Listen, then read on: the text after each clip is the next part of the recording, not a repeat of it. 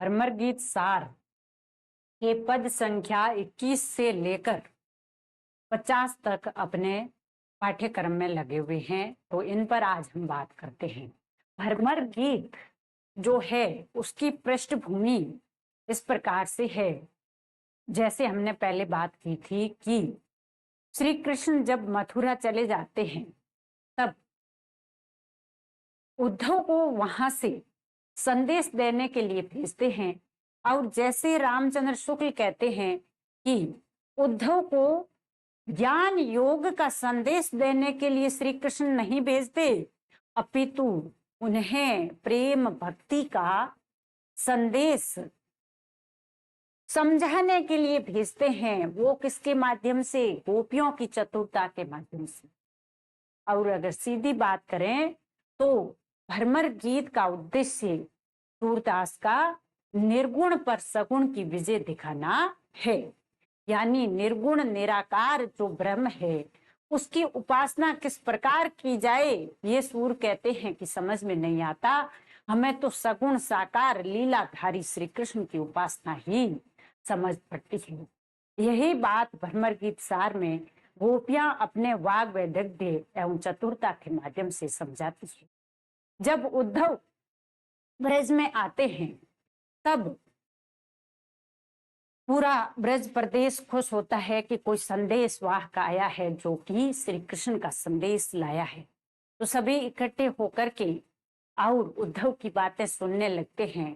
तो उद्धव कुछ बातें बताने के बाद गोपियों से जैसे ही बात करने लगते हैं तो उन्हें ज्ञान और योग का संदेश देने लगते हैं। तो ज्ञान और योग का ये संदेश जैसे ही उद्धव देने लगते हैं, गोपियां भ्रमित से हो जाती है कि हमारे कृष्ण हमको इस प्रकार का संदेश दे रहे हैं, ये नहीं हो सकता। कभी तो वे कहती है कि ये काम तो कुब्जा ने किया होगा, कभी उद्धव से कहती है कि तुम रास्ता भूल गए होंगे, भूले भटके इधर आ निकले होंगे। और तभी एक बात करते करते ही एक काला भ्रमर आसपास मंडराने लगता है और उस भ्रमर को ही संबोधित करते हुए गोपियां उद्धव से कहने लगती है। और यही बात अन्योक्ति रूप में पूरा का पूरा भ्रमर गीत बन जाती है, जिसका मूल उद्देश्य है भ्रमर गीत का निर्गुण पर सगुण की विजय दिखलाना। तो पद संख्या 21 इस प्रकार है।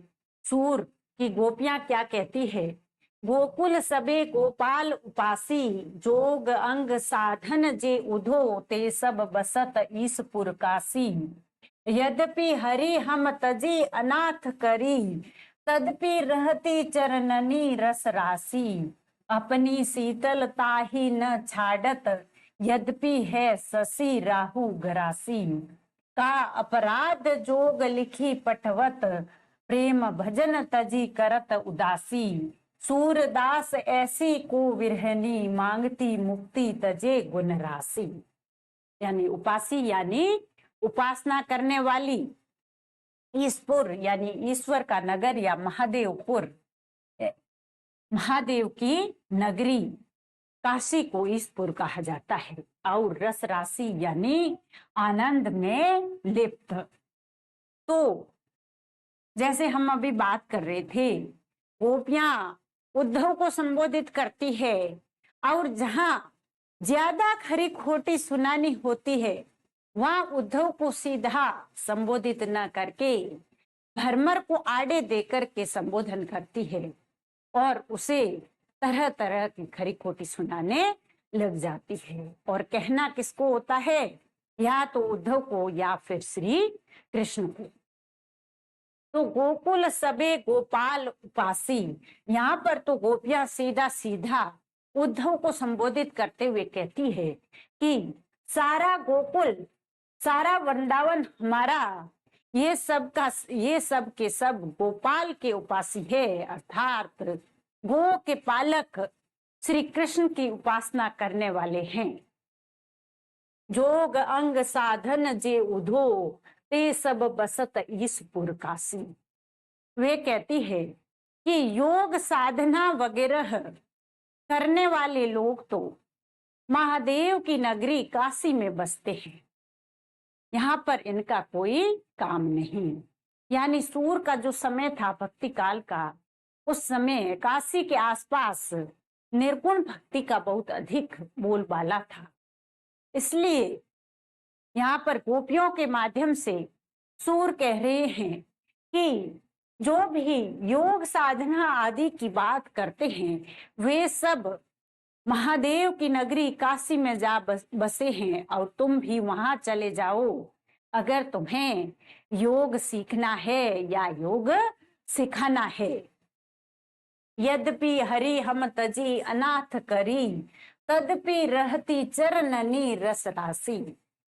गोपियां कहती है कि हाँ, ये सही है कि श्री कृष्ण ने हमें तज दिया, त्याग दिया और अनाथ कर दिया, लेकिन फिर भी हम तो उनके ही चरणों में आनंद से लिप्त रहना चाहती है, अर्थात उन्हीं की याद में डूबी रहना चाहती है, उन्हीं की भक्ति करना चाहती है। उनके अलावा हमारा चित्त किसी में कहीं पर भी नहीं लगता। अपनी शीतलता ही न छाड़त यद्यपि है शशि राहु ग्रासी। यानी उदाहरण देकर के वो समझा रही है कि चंद्रमा अपनी शीतलता नहीं छोड़ता, अगर उसको राहु गरस ले, यानी राहु उस पर डेरा डाल दे, तो भी चंद्रमा की मूल प्रकृति है कि वह अपनी शीतलता नहीं छोड़ता। उसी प्रकार हम भी अपने श्री कृष्ण की याद को, उनके प्रेम को, उनसे प्रेम करने की प्रकृति नहीं छोड़ सकते। भले कृष्ण हमको छोड़कर चले गए, कोई बात नहीं, कृष्ण चले गए तो हम उनकी याद के साथ जी लेंगे, लेकिन हम योग आदि क्रियाएं नहीं करेंगे। का अपराध जोग लिखी पटवत, प्रेम भजन तजी करत उदासी। यानी हमने ऐसा कौन सा अपराध कर दिया जो कि हमें योग का संदेश पढ़ा रहे हो और प्रेम के भजन करने से तुम मना कर रहे हो, और खुशी छोड़ करके उदासी की ओर अर्थात योग साधना की ओर हमें प्रेरित कर रहे हो। सूरदास ऐसी को विरहिनी, विरहिन मांगती मुक्ति तजे गुण राशि। यानी सूर की गोपियां कहती है कि ऐसी कौन सी विरहिनी होगी जो कि गुणों से भरपूर अपने प्रियतम को छोड़ करके और तुम्हारी मुक्ति या ज्ञान योग की बातों को सुनना पसंद करेगी। ऐसी कोई भी गृहिणी नहीं होगी जो अपने प्रियतम के नाम के अलावा, उसके गुणों की राशि के अलावा किसी और बात को सुनना पसंद करेगी। इसका अर्थ कर लेते हैं।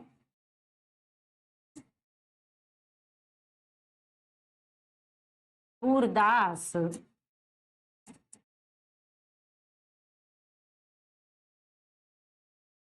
भ्रमर गीत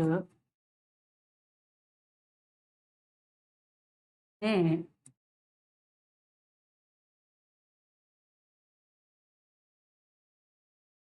के माध्यम से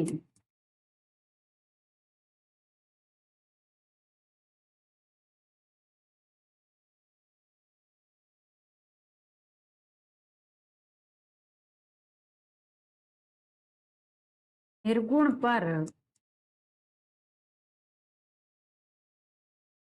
सगुण की विजय दिखलाते हुए सगुण की विजय दिखलाते हुए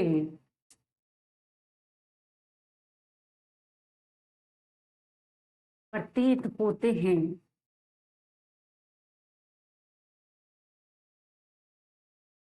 ब्रज में संदेश वाहक के रूप में आए उद्धव, संदेश वाहक के रूप में आए उद्धव को संबोधित करते हुए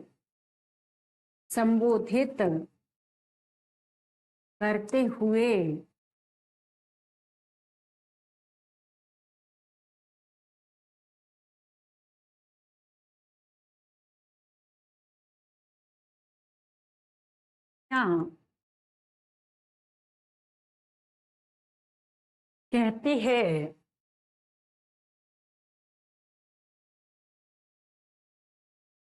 कि हे उद्धव, हे उद्धव, गोकुल सबे गोपाल उपासी, यानी हमारे गोकुल में, हमारे वृंदावन में तो केवल और केवल गोपाल के उपासी ही तुम्हें मिलेंगे, उसके अलावा कोई नहीं मिलेगा। यहाँ पर तुम्हारे ज्ञान योग को सुनने वाला कोई नहीं, कोई भी यहाँ पर ज्ञान की बात तुम्हारी नहीं सुनेगा, भले ही कितना ही कह दो। यहाँ वृंदावन में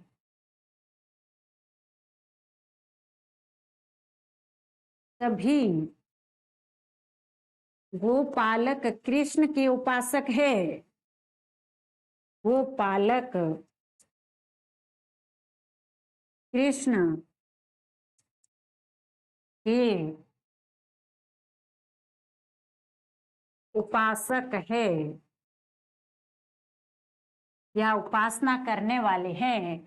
जोग अंग साधन जे उधो ते सब बसत ईसपुर काशी, यानी योग और साधना की बात करने वाले सारे लोग महादेव की नगरी या ईश्वर की नगरी काशी में बसते हैं। यहाँ योग और ज्ञान की बात सुनने वाला कोई नहीं रहता। योग एवं ज्ञान की बातें करने सुनने वाले लोग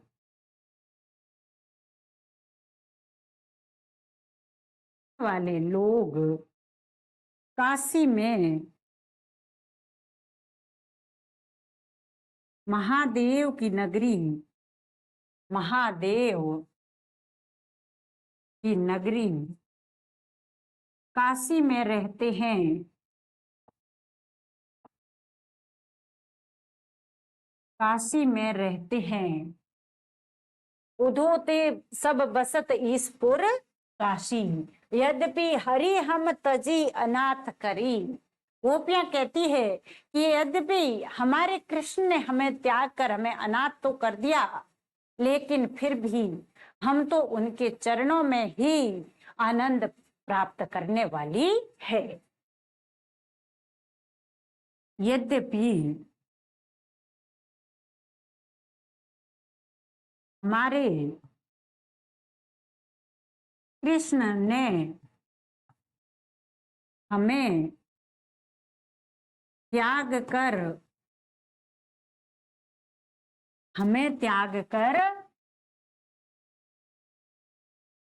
अनाथ कर दिया है, अनाथ कर दिया है, तथापि हम उन्हीं के चरणों में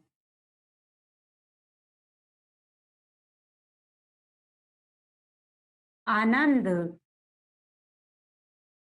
पाती है, अर्थात उनकी याद में ही हमें आनंद मिलता है और किसी भी बात में नहीं। तुम्हारी योग साधना वगैरह हमारे काम की नहीं।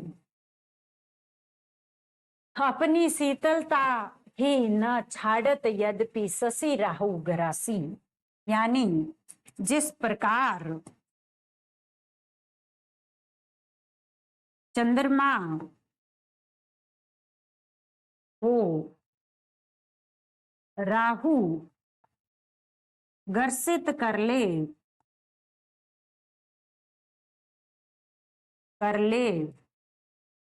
तो भी वह शीतलता नहीं छोड़ता, वैसे ही कृष्ण के छोड़ने पर हम कृष्ण को नहीं छोड़ सकते। कृष्ण ने हम कृष्ण को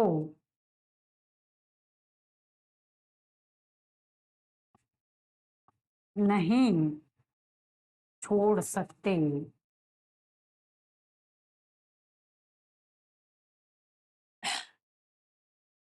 का अपराध जोग लिखी पठवत, प्रेम भजन तजी करत उदासी। यानी हमने ऐसा क्या अपराध किया है कि हम अपने कृष्ण के प्रेम या भक्ति को छोड़ करके और योग की उदासी को धारण करें। हमने ऐसा कौन सा अपराध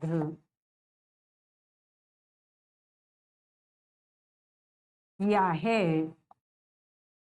जो हम श्री कृष्ण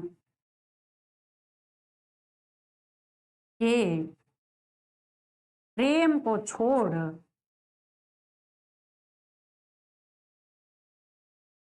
प्रेम को छोड़कर योग में योग साधना से उदास रहना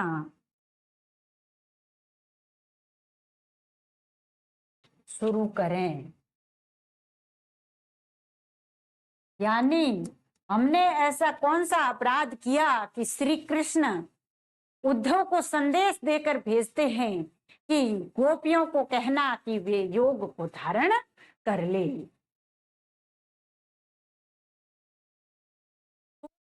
ऐसी को विरहनी मांगती मुक्ति तजे गुण राशि। यानी सूरदास कहते हैं कि ऐसी कौन सी विरहणी होगी जो अपने प्रियतम की गुणों की राशि को त्याग करके और मुक्ति मांगेगी। अर्थात वियोग का जो दुख है वो तो प्रियतम के मिल जाने से मिटेगा, मुक्ति मिल जाने से नहीं। सूरदास कहते हैं कि ऐसी कौन सी विरहिणी होगी जो ऐसी कौन सी विरहिणी होगी जो अपना प्रियतम जो गुण राशि से भरपूर है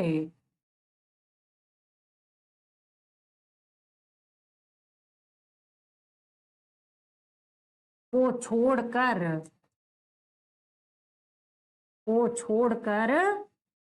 क्या करेगी? मुक्ति को ग्रहण करेगी, मुक्ति की बात ग्रहण करेगी। ऐसी कौन सी विरहणी होगी जो कि प्रियतम की गुण राशि को छोड़ करके और मुक्ति की बात को ग्रहण करेगी। तो सूरदास का मुख्य उद्देश्य, जैसे हमने पहले ही बात की है, निर्गुण पर सगुण की विजय दिखाना या योग साधना के मार्ग की बजाय सगुण साकार की या लीलाधारी की आराधना करना आसान बताना रहा है। अब आगे गोपियां असूया भाव से कुब्जा, जो कि श्री कृष्ण की वहां पर मथुरा में दासी मानी जाती है, तो वो कुब्जा कुबड़ी थी और कहा जाता है कि कृष्ण की उसने सेवा की तो कृष्ण ने उसकी कुबड़ है वो मिटा दी थी। तो गोपियां यहाँ पर उसके प्रति असूया का भाव रखती है और वे कहती है कि जीवन मोचाई को नीको, मोचाई यानी चहेती, यानी अब तो उस श्री कृष्ण की चहेती कुब्जा का जीवन भला हो गया है, हमारा तो क्या। परस यानी स्पर्श, ज्ञान पोथी को, पुस्तकों का ज्ञान, आछे यानी अच्छे, ज्ञान यानी हानि, बहुत महत्वपूर्ण शब्द है। ज्ञान का अर्थ है हानि, ज्ञान यानी हानि, महा यानी मट्ठा, मही, छाछ को कहते हैं। तो दरस परस दिन रात करती है कान्हा प्यारे पीको, यानी जीवन तो आजकल उसका भला हो गया है, उसका बहुत ही अच्छा हो गया है। किसका? कुब्जा का, जो हमेशा श्री कृष्ण का स्पर्श पाती है, उनके साथ बातें करती है और खेलती रहती है, उसका जीवन तो हमसे बहुत अधिक श्रेष्ठ हो चुका है। नयनन मोदी मोदी किन देखो बंधियो ज्ञान पोथी को, यानी गोपियां कहती है कि हे उद्धव, तुम हमें कहते हो कि नयन मूंद करके और योग की साधना करो, समाधि लगाओ, और वहां पर उपजा के साथ श्री कृष्ण आराम से रह रहे हैं और कुब्जा को श्री कृष्ण का प्रेम प्राप्त हो रहा है। और हम यहाँ पर जो पुस्तकीय ज्ञान माना जाता है, जिसे वास्तव में है या नहीं उसकी अनुभूति नहीं, हम अपने प्रियतम कृष्ण को छोड़ करके उस ज्ञान पर विश्वास कर लें, आंखें मूंद कर योग साधना में लीन हो जाएं, ऐसा तुम हमसे कहते हो। आछे सुंदर श्याम मनोहर और जगत सब फीको, यानी हमारे श्याम मनोहर ही हमको सबसे अच्छे लगते हैं, हमारे श्याम मनोहर ही हम सबको अच्छे लगते हैं, उनके अलावा हमें कुछ भी नहीं भाता। क्यों? क्योंकि उनके आगे तो सारा जगत फीका पड़ जाता है। सुनो जोग को काली ले कीजे यहाँ ज्ञान है जी को, यानी हमारे लिए ये योग और ज्ञान की बातें किसी काम की नहीं, ये हमारे लिए तो हानि करने वाली ही है। और यहाँ ये किसी काम की नहीं, तो वहां ले जाकर इनका प्रचार प्रसार करो जहां पर इनकी उपयोगिता है, अर्थात जहां इस ज्ञान की बात न करने पर हानि होती है, वहां ले जाकर तुम ज्ञान की बातें करो या मत करो।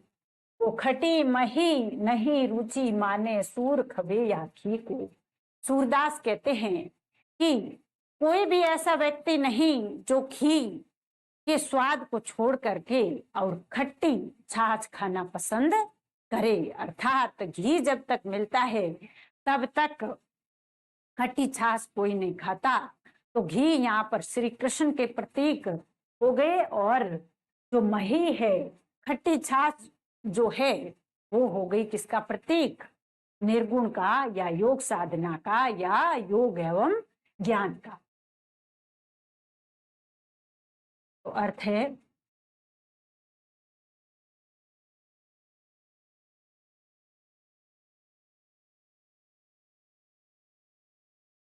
सूरदास की गोपियां कहती है कि उपजा श्री कृष्ण की चहेती का जीवन अब भला हो गया है, भला हो गया है। क्यों? क्योंकि अब श्री कृष्ण वहां जाकर रहने लगे हैं, गोपियों से दूर हो चुके हैं। दरस परस दिन रात करती है कान्हा प्यारे पी को, वह दिन रात श्री कृष्ण के दर्शन व स्पर्श का लाभ उठाती है, उठाती है।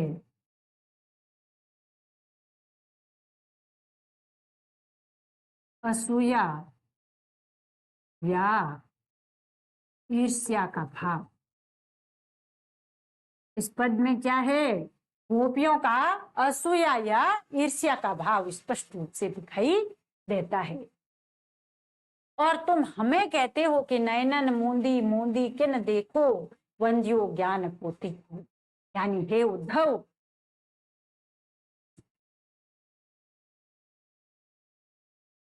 तुम हमें नयन मूंद कर, नयन मूंद कर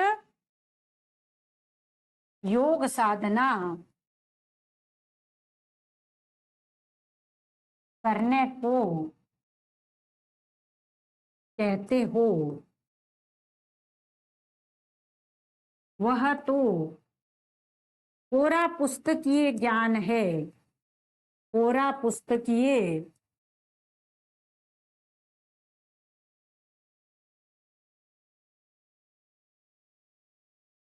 ज्ञान है, जो हमारे किसी काम का नहीं, जो हमारे किसी काम का नहीं। आगे क्या कहती है? आछे सुंदर श्याम मनोहर और जगत सब भीको। यानी इतने अच्छे श्याम सुंदर श्याम सलोने को छोड़कर हम दूसरे जगत की बातों की और ध्यान दें ही क्यों?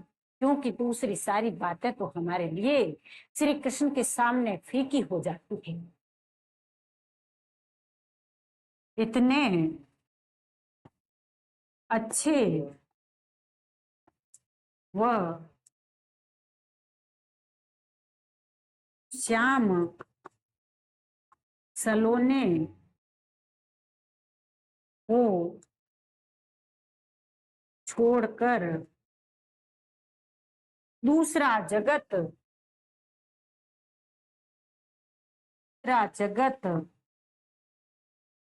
हमें बिल्कुल फीका लगता है, फीका लगता है।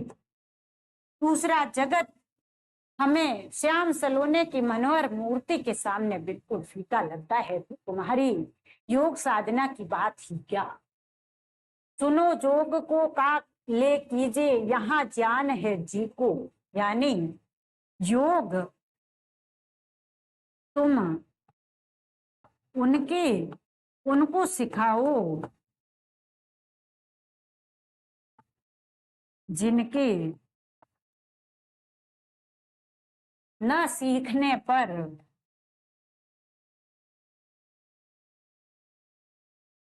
हानि होती हो, हानि होती हो। हम तो हमारे कृष्ण में अनुरक्त हैं। हमारी तो तुम्हारे योग न मिलने से कोई हानि होने वाली नहीं। खटी मही नहीं रुचि माने, सूर खवेया को। यानी सूर कहते हैं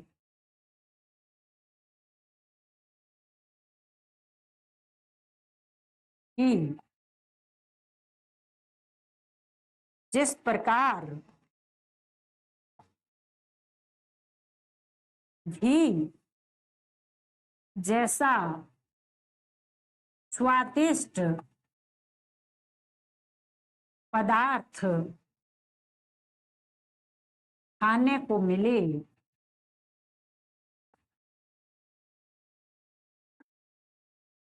तब तक खट्टी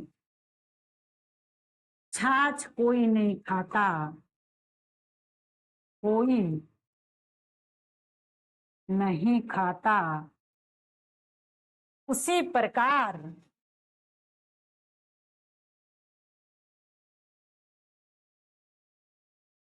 हम अपने कृष्ण को छोड़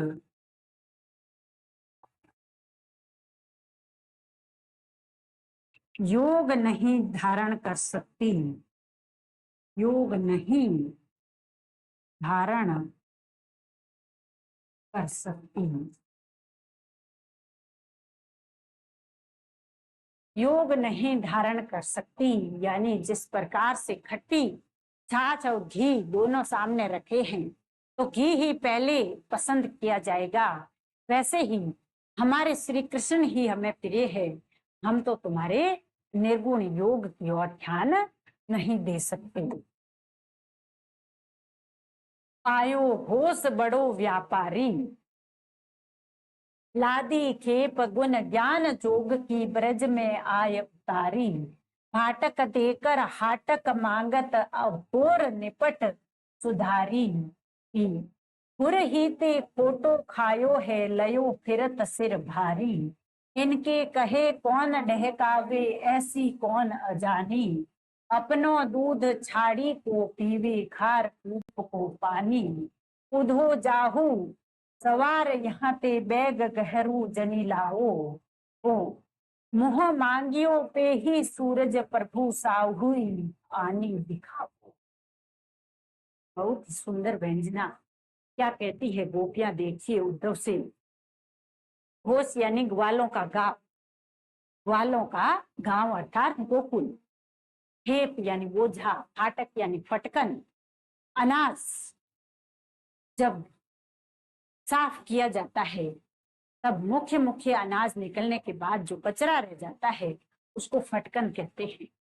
तो हाटक यानी सोना, थारी यानी धारण करके, गहरू यानी देर, गुरहीते यानी प्रारंभ से ही, डहकावे यानी ठगी में आना, और सवार यानी सवेरे। तो आयो होश बड़ो व्यापारी यानी अर्थ होगा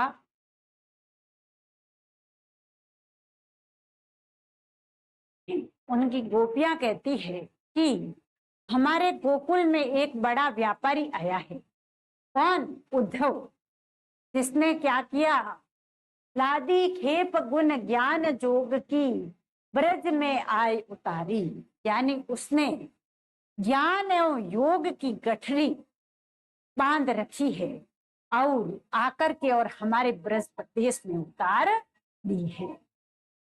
हाटक देकर हाटक मांगत अघोर निपट सुधार, यानी वह हमें अपने निर्गुण के ज्ञान रूपी फटकन को देकर उसके बदले में हमारे कृष्ण रूपी सोने को मांग रहा है।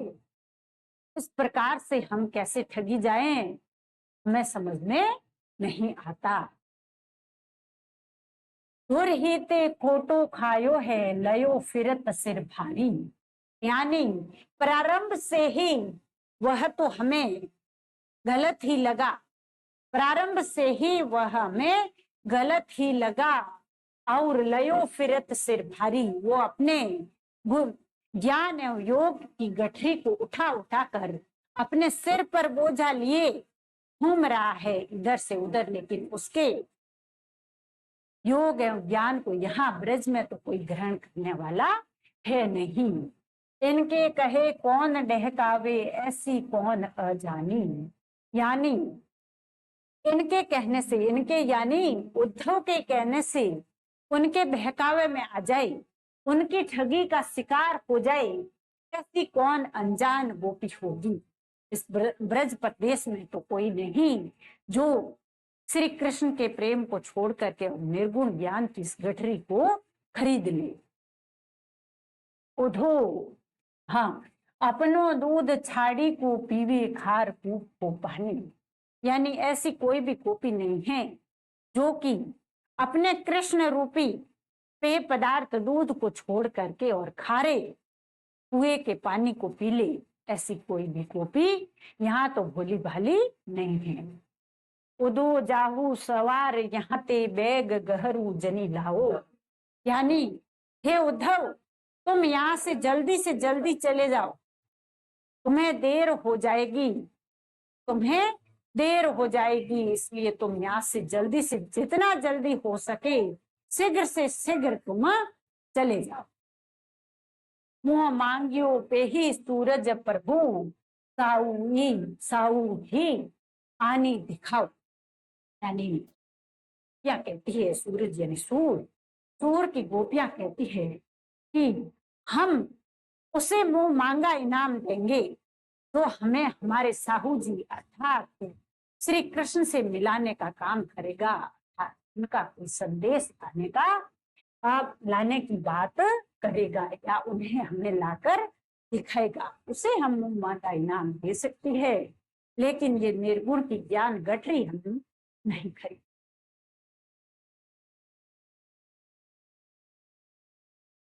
क्या कहती है कि गोपियां कहती है कि हमारे गोकुल में, गोश यानी गोकुल वालों का गांव, गोकुल में एक ऐसा व्यापारी आया है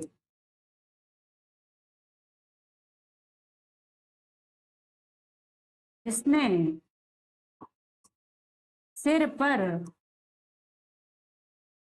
पर लादी खेप गुण ज्ञान जोग की ब्रज में आय उतारी। जिसने सिर पर ज्ञान व योग की गठरी रखी है, वह ब्रज में आकर बैठ गया है, ब्रज में आकर बैठ गया है और फाटक देकर हाटक मांगत पोर निपट सुधारी। यानी अब वो ब्रज में बैठा बैठा टेर लगा रहा है, बुला रहा है, आवाज लगा रहा है कि भाई कोई ये निर्गुण ज्ञान की गठरी खरीद लो और बदले में कृष्ण हमें दे दो।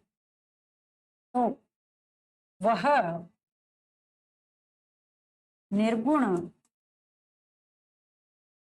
ज्ञान की गठरी, वह निर्गुण ज्ञान की गठरी रूपी फटकन के बदले हमारे कृष्ण रूपी सोने को खरीदने आया है।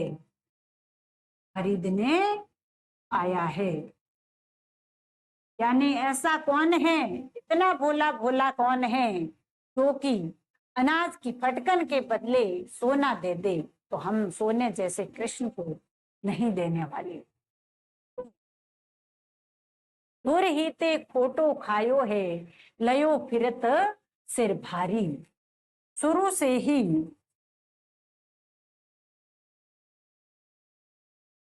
उसके मन में खोट भरा है,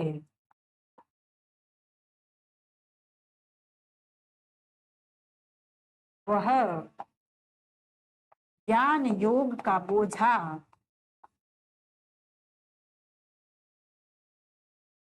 लेकर घूम रहा है।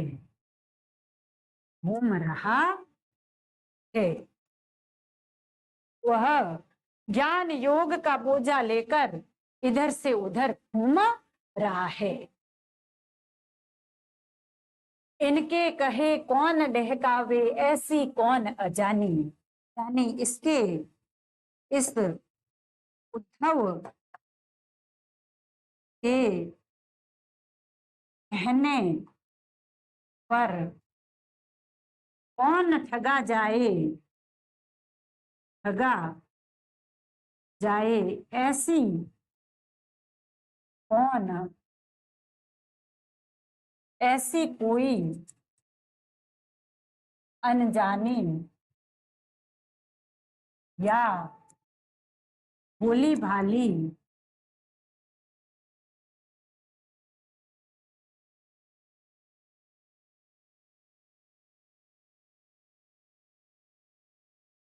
ये क्या कहते हैं सूर, अपनो दूध छाड़ी को पीवे खार कूप को पानी। यानी जिस प्रकार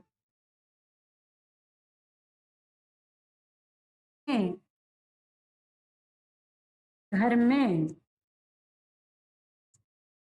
पड़े मीठे दूध को छोड़कर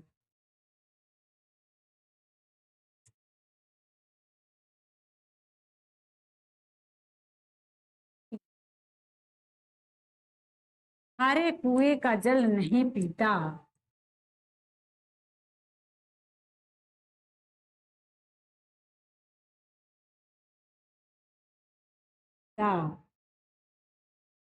उसी प्रकार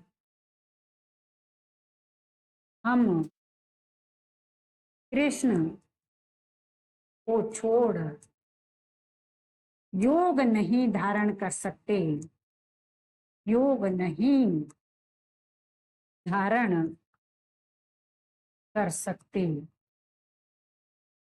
योग नहीं धारण कर सकते। उधो जाहू स्वार याते बैग गहरू जनी लाओ। हे उद्धव, तुम तो यहाँ से सवेरे सवेरे ही चले जाओ, नहीं तो तुम्हें और देर हो जाएगी। हे उद्धव,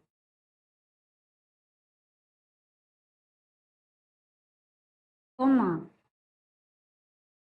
यहाँ से सवेरे ही आया और सवेरे ही रवन, सवेरे ही चले जाओ, क्योंकि फिर तुम्हें देर हो जाएगी, देर हो जाएगी। अर्थात तुम्हारा यहाँ पर कोई काम नहीं है, तुम्हारे ज्ञान की गठरी यहाँ बिकने वाली नहीं है। गोपियां कहती है कि तुम्हारे ज्ञान की गठरी का यहाँ कोई ग्राहक तुम्हें नहीं मिलेगा, तुम यहाँ से जितना जल्दी हो सके खिसक लो भाई। उधो जाहो सवार यहाँ ते बेग गहरू जनी लाओ, मुंह मांगियो पे ही सूरज प्रभु साहू आनी दिखाओ। सूरदास की गोपियां कहती है कि अगर कोई हमारे साहूकार श्री कृष्ण को ले आए तो उसे हम मुंह मांगा इनाम दें। सूरदास की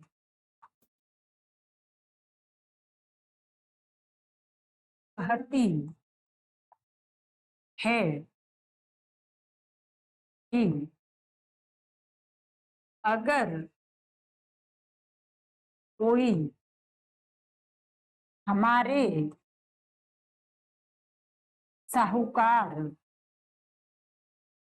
श्री कृष्ण को ले आए तो हम उसे मुंह मांगा इनाम देंगे, मांगा इनाम,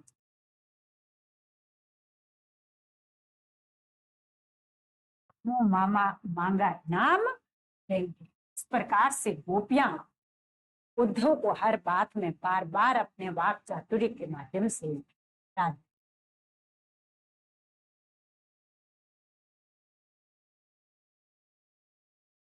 आए जोग सिखावन पांडे, परमार्थी पुराननी लादी, ज्यो बंजारे टांडे, हमारी गति पति कमल नयन की, जोग सीखे ते रांडे।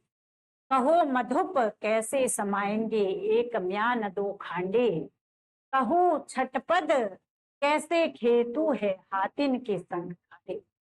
यानी हमने पहले ही बात की कि जहां पर गोपियों को बहुत अधिक खरी खोटी सुनानी हो, तब वे सटपद को संबोधित करके कहते, और जहां साधारण सी बात बतानी हो, उद्धव को समझाना हो, तब वे उद्धव को संबोधित करती है।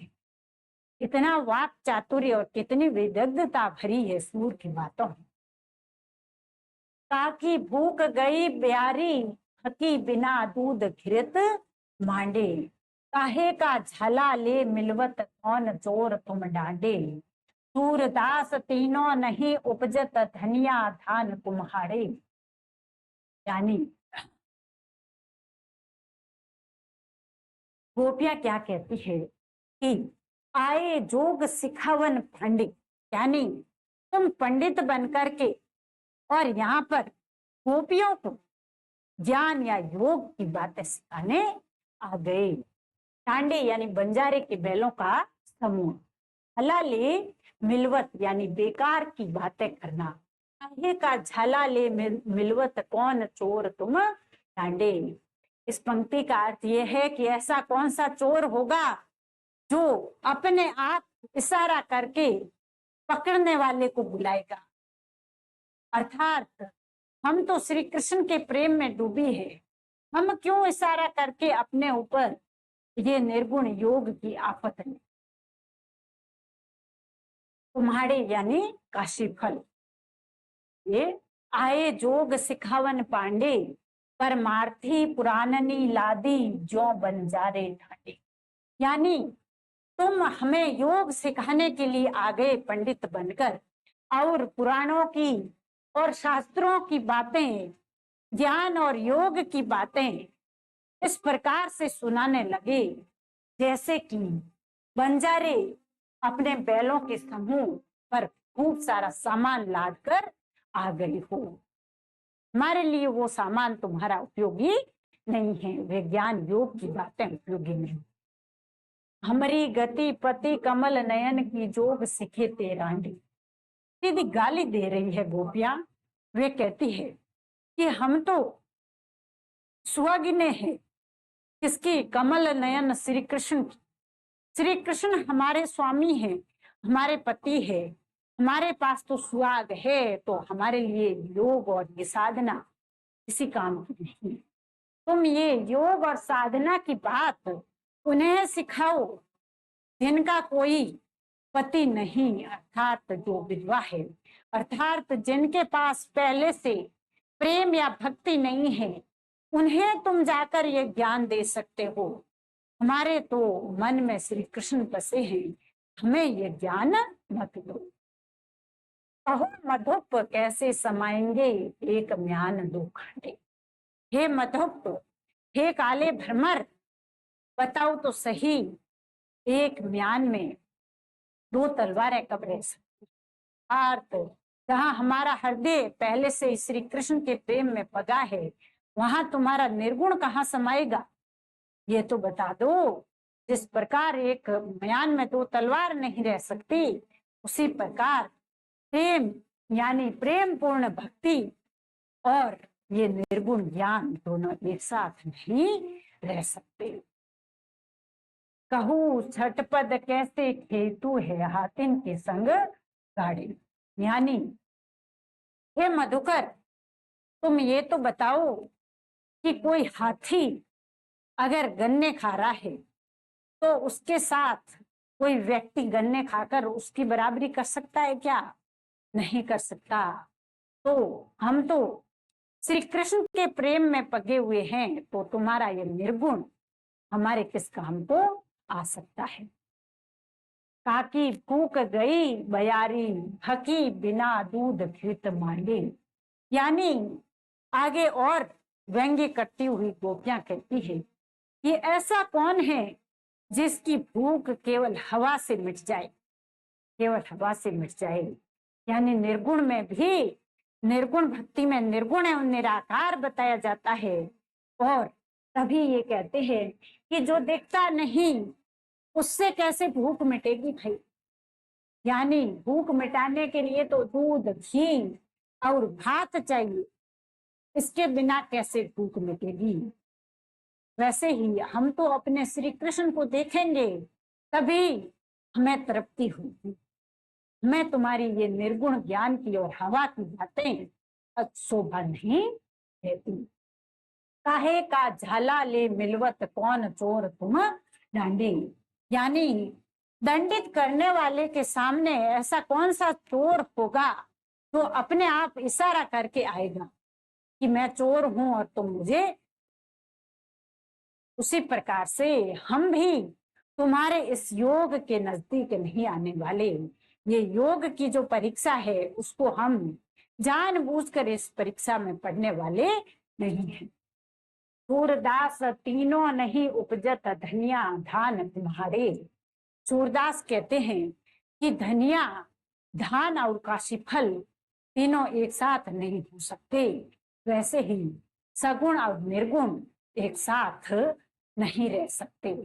अर्थात जहां लीलाधारी कृष्ण की पूजा अर्चना उपासना होती है वहां पर इस योग का कोई काम।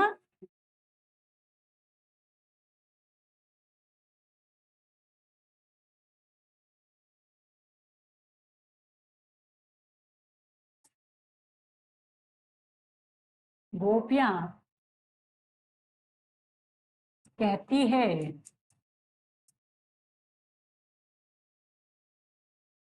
कि आए जोग सिखावन पांडे, यानी उद्धव पंडित बन करके योग सिखाने आए हैं। उद्धव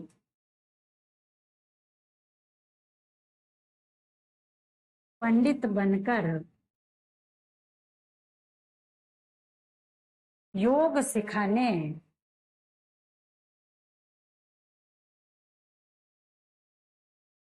आए हैं।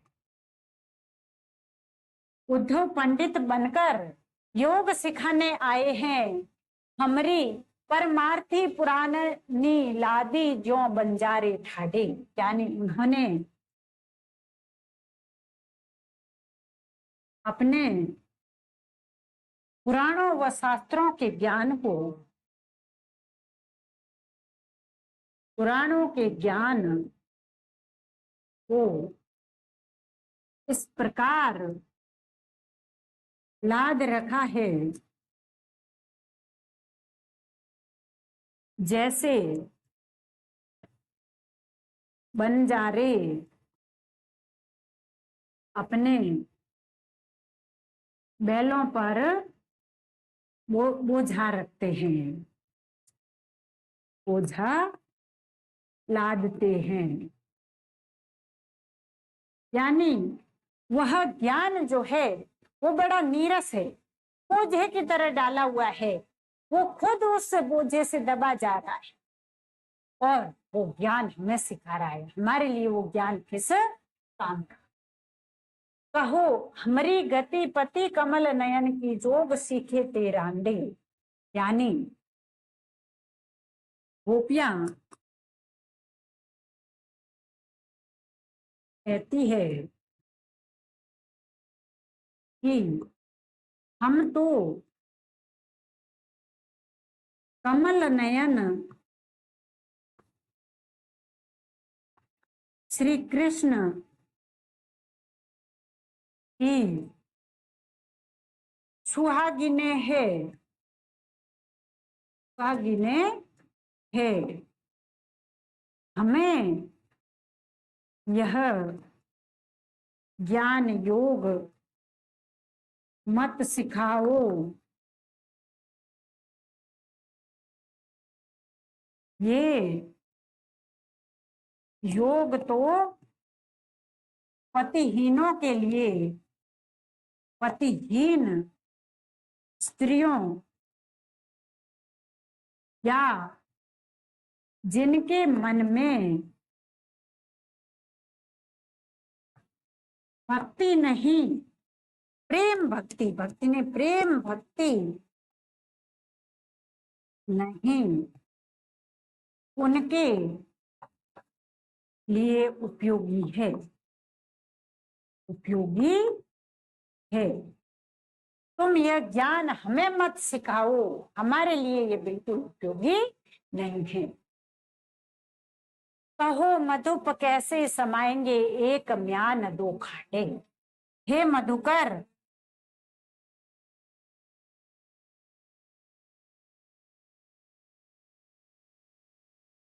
ये बताओ, एक म्यान में दो तलवारें रह सकती है क्या? दो तलवारें कैसे रहे? अर्थात क्या अर्थ हुआ? निर्गुण सगुण, निर्गुण व सगुण एक साथ नहीं रह सकते।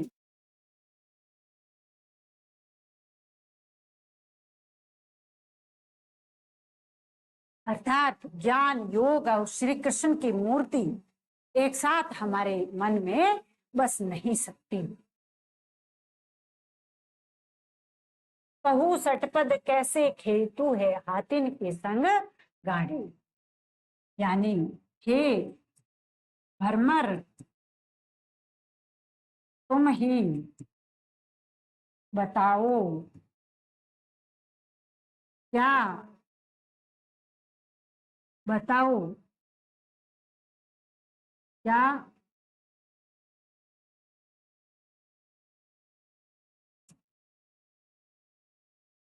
बताओ कि क्या कोई मनुष्य गन्ने खाने में हाथी की बराबरी कर सकता है? हाथी की बराबरी कर सकता, अर्थात तुम्हारा ये ज्ञान और योग हमारे लायक नहीं है। हम इतनी साधना, इतना योग, इतनी ज्ञानपूर्ण बातें ग्रहण नहीं कर सकती। तुम ये ज्ञान की बातें अपने पास ही रखो। ताकि भूख गई बयारी, की बिना दूध घित मांडे। यानी कौन, किसकी भूख केवल हवा से मिट सकती है, जब तक दूध ही हाथ न हो। यानी जब तक दूध, घी और भात नहीं मिले तब तक किसी की भूख नहीं मिट सकती। उसी प्रकार जब तक हमें कृष्ण नहीं मिले हमारी तृप्ति नहीं मिट सकती। उसी प्रकार कृष्ण न मिलने से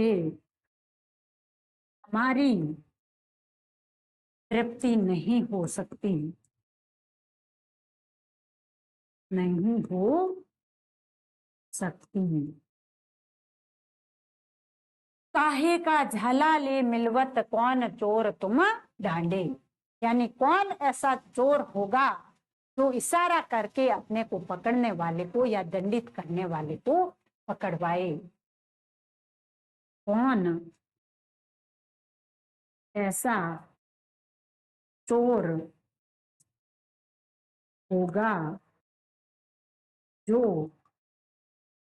दंडित करने वाले को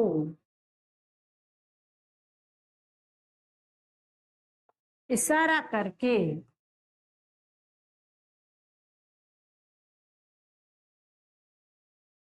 बुलाए। अर्थात हम तुम्हें बुलाकर योग नहीं सीखेंगे, योग नहीं सीखेंगे। हम तुम्हें बुलाकर योग नहीं सीखेंगे। सूरदास तीनों नहीं उपजत धनिया धान कुम्हाड़े। सूरदास कहते हैं कि धनिया धान और काशी फल जिस प्रकार एक साथ नहीं उपजते, वैसे ही यह सगुण और निर्गुण एक साथ नहीं रह सकते। सूर कहते हैं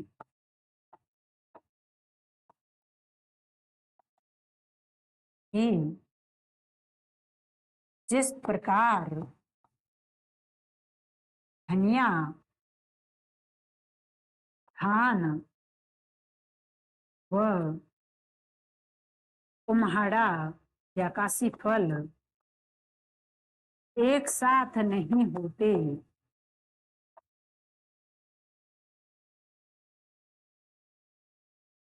वैसे ही गोपियों की कृष्ण भक्ति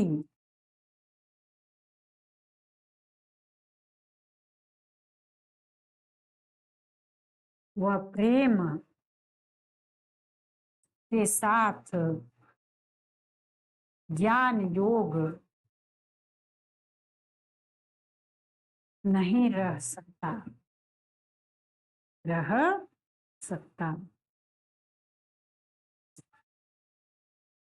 ए अली कहा जोग में नीको, नीको यानी अच्छा भला, यानी हे सखी इस योग में क्या भला है। रति रस रीति नंद नंदन की सिखवत निर्गण भीत, यानी जति रस रति रीति नंद नंदन की सिखवत निर्गण भीत। दादा अपनी किसी सखी से कहती है कि हे सखी इस योग में क्या भला है। रति रस रीति नंद नंदन की सिखवत निर्गण फीको, यानी नंद नंदन की याद को भूल करके और इस फीके योग को ग्रहण करें, ऐसा इसमें क्या है। देखत सुनत नाही कछु सर्वननी, ज्योति ज्योति करी धावत, यानी देखने सुनने में कुछ भी नहीं आता, देखने सुनने में कुछ भी नहीं आता, ज्योति ज्योति करी ध्यावत। और कहते हैं कि मन में प्रकाश फैलता है, इसलिए ध्यान करते जाओ, ध्यान करते जाओ।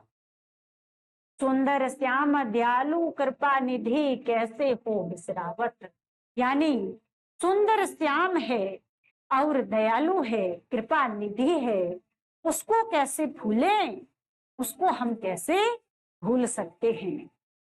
धुनी रसाल मुरली सुर की धुनी सोई कौतुक रस भूले, यानी उनकी मुरली की मीठी धुन जो हमने सुनी है उसे किस प्रकार से भूल जाएं, उसे भूलना तो मुश्किल है।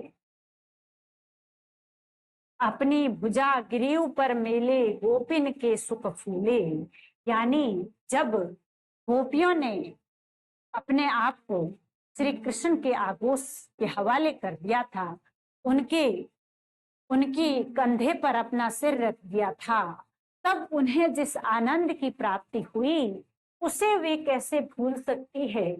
लोक कानी कुल को ब्रह्म प्रभु, मिली मिली के घर बन खेली, यानी लोक लाज आदि के भ्रम को भूलकर वह श्री कृष्ण से जो बार बार मिली है उसका सुख वो कैसे त्याग कर दे।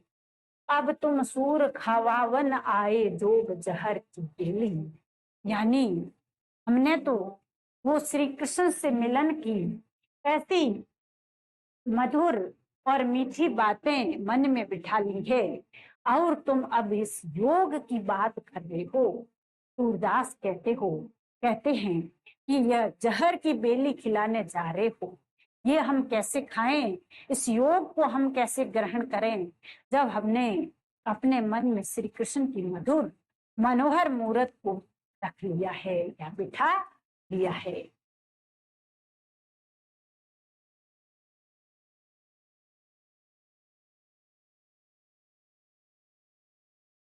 अर्थ है ए अली कहा जोग में नीको, गोपियां कहती है कि हे सखी इस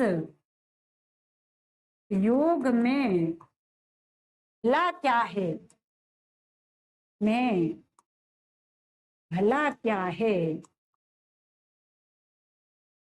जति रस रीति नंद नंदन की सिखवत निर्गन फीको, जो कि मैं नंद नंदन की रस पूर्ण संयोग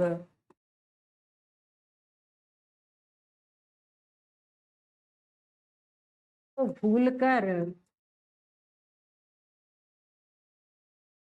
कर निर्गुण की फीकी बातें ग्रहण करूं, ग्रहण करूं।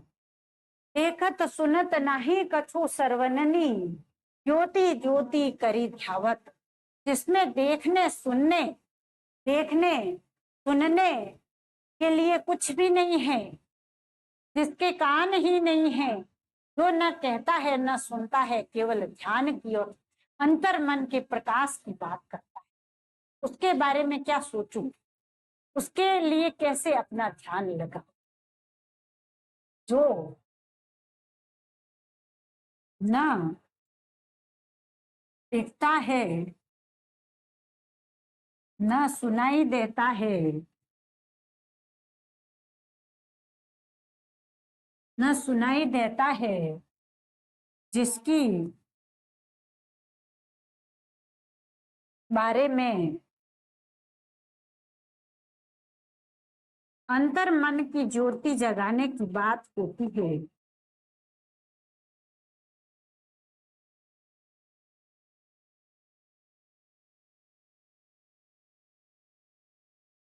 बात होती है, वह मुझे समझ नहीं आता।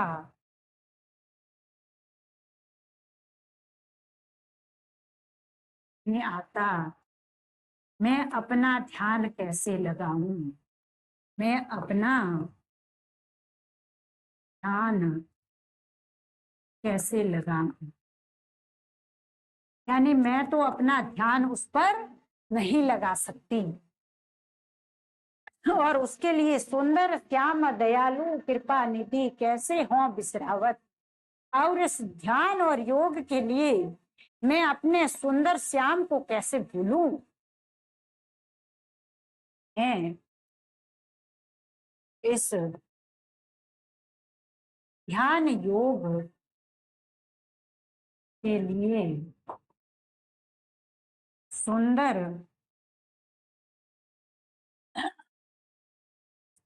दयालु कृपा निधि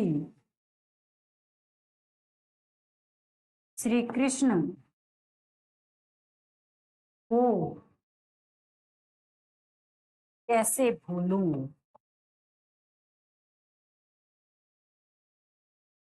सुनी रसाल मुरली सुर की धुनी सोई कौतुक रस भूले।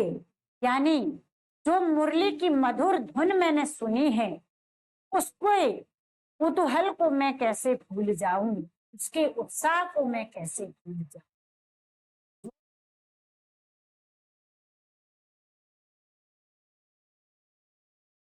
मुरली की तान मैंने सुनी है,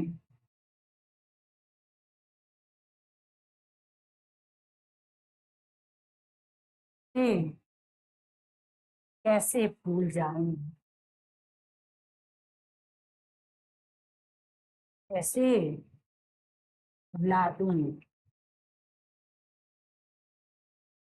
अपनी भुजा गिरीव पर मेले गोपिन के सुख फूले।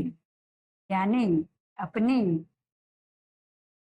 बाहें जब श्री कृष्ण के कंधों पर रखी,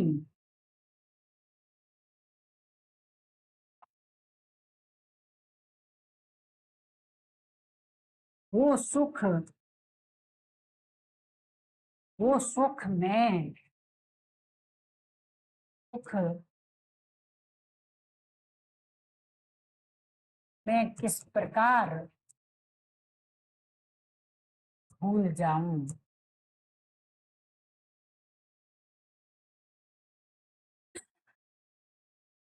लोक कानी कुल को भ्रम, प्रभु मिली मिली के घर बन खेली।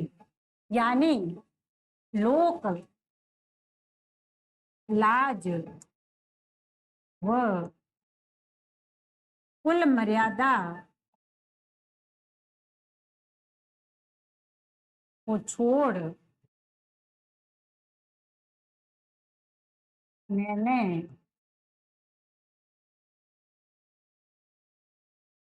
साथ वन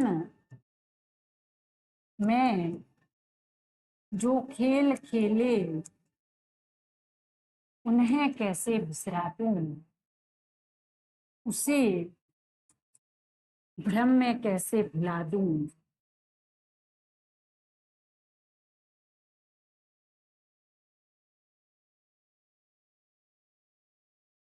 अब तुम सूर खवावन आए, जोग जहर की बेली। यानी सूरदास की गोपियां कहती है कि हे उद्धव, अब तुम हमें, हमारा तो जीवन ही कृष्ण को अर्पित हुआ है, और अब तुम हमें ये वियोग रूपी जहर की बातें सुनाने आए। सूरदास कहते हैं कि क्यों ने तो अपना सर्वस्व कृष्ण को अर्पित कर दिया, को अर्पित कर दिया। अब तुम यह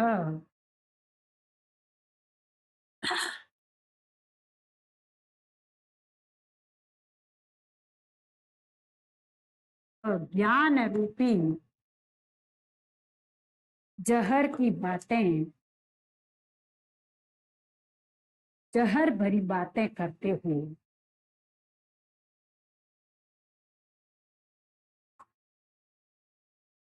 क्यों करते हो।